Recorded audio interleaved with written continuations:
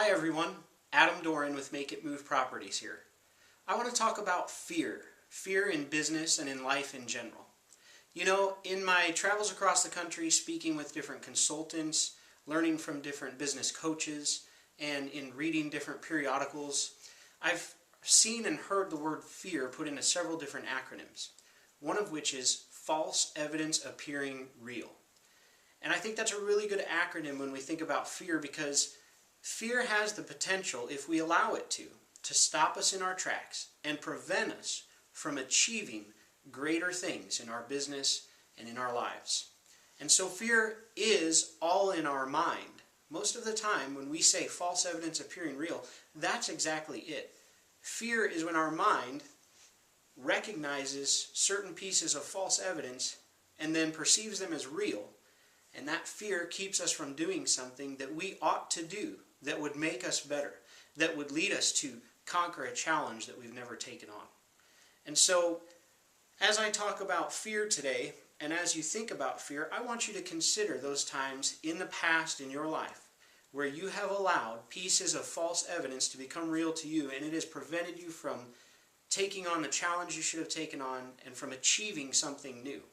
And then I want you to think about a time in your life and in your business when you went ahead and you faced fear head on and you moved forward with whatever it was that was probably some sort of calculated risk, and you took the risk and you moved forward and went over that hurdle, and you didn't let the problem stop you.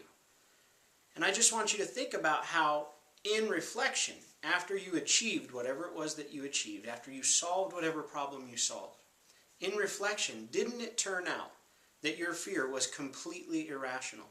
I can tell you it was with me upon starting my business. When I first made that $150 credit card transaction that I was really scared to make, because I was worried about whether or not I'd recover the $150 just to go to that introductory seminar on starting your own business. You know, if I wouldn't have conquered that fear and got past that, I'd have never gone. I wouldn't have the businesses that I have today. I wouldn't own the investment properties I own. I wouldn't know the people that I know in my business network. And I certainly wouldn't be positioned like I am now, where opportunities present themselves daily. It involved me having to get past my fear. The late Zig Ziglar, which is somebody that I like to follow, I consider him a mentor, he also had a few acronyms for fear. And he always presented this dichotomy. Fear could either be forget everything and run, or face everything and rise. And really, I believe that captures the concept really quite well. And so whenever fear strikes me, because it still does as an entrepreneur and just in daily life, fear still strikes me, and it's always going to strike us because it is a natural response. But I always think of it, and I think to myself, okay, is it time to forget everything and run, or is it time to face everything and rise? And I always try to opt for face everything and rise. And you know, when I do that, I'm never disappointed, because even if I fail, which I hope we understand, failure is a requirement to getting to success. You're going to have to do things wrong a few times before you learn how to do them right. I think it was Thomas Edison that said, I found 1,000 different ways not to make the light bulb before I actually made the light bulb.